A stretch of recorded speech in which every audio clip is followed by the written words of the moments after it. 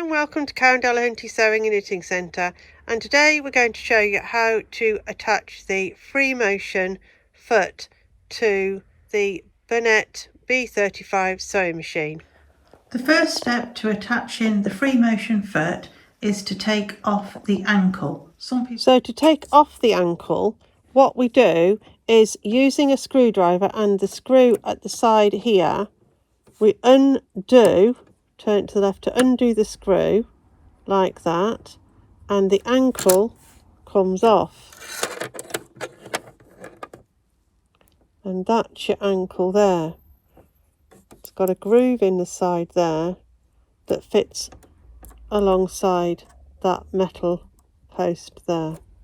So to attach the free motion foot, the horizontal metal bar here goes over the needle clamp there. Okay, and this fitting on the side of it goes around the post and around the screw. So as you come round from the back of the machine, bring it forward, and this, I usually leave that screw in. It's a bit easier than trying to wrap this round and then try and get a screw back in there. So if you can take it out far enough that this will fit round, you'll find that it clips round quite well. I've also taken the needle down a little bit so that when you do come around the back and put that around the post there, that part of the fitting of that fitting there, this top piece here will also just make sure that it goes above the needle clamp or the needle screw. Having got those in position, you then screw the whole thing into place, use a little screwdriver and tighten it up. Having attached your free motion foot, you've then got to get rid of the feed dogs, or drop the feed dogs down, so these do not hinder or get in the way when you are sewing or you're making free motion sewing. So to drop your feed dogs on the Bernette B35, you pull this tray out. So this tray is quite stiff. There you go, you pull it out and it will pull away. That's your accessory tray. So you take that out, put that to one side. So this is inside the bobbin area of the Bernette B35, and it's just showing you, I'm going to show you where the feed dog lever is, so you can drop the feed dogs down when you want to do free motion sewing. And this is where you can drop the feed dogs.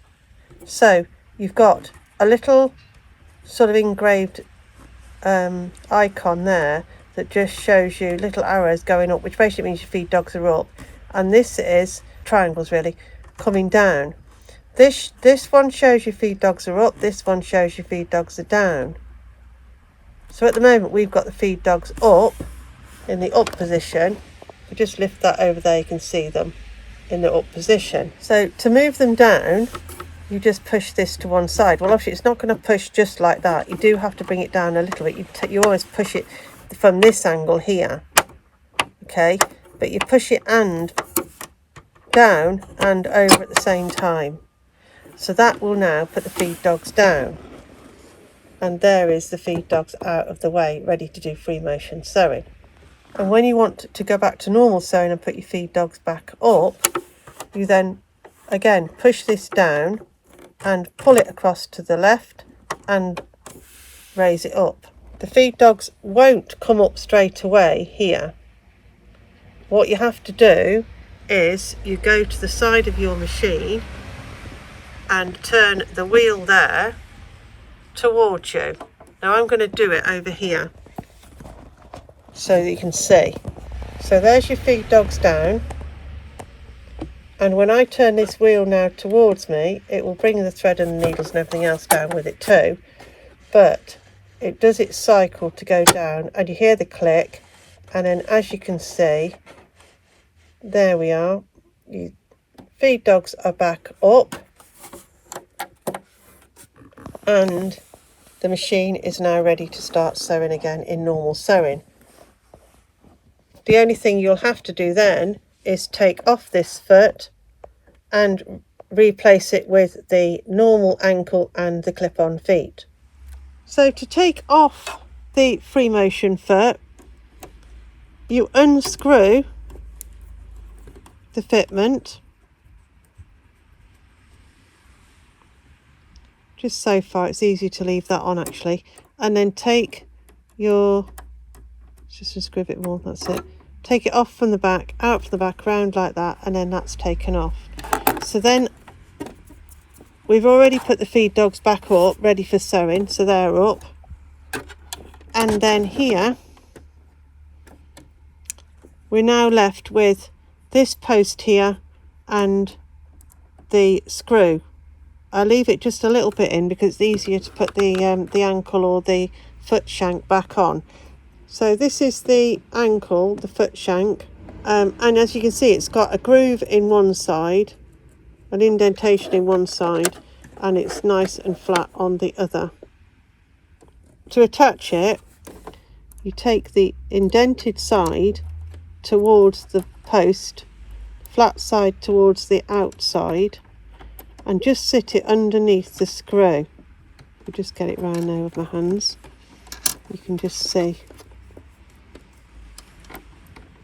So you just fit it just underneath like that, ready to be raised up, okay, and around the screw.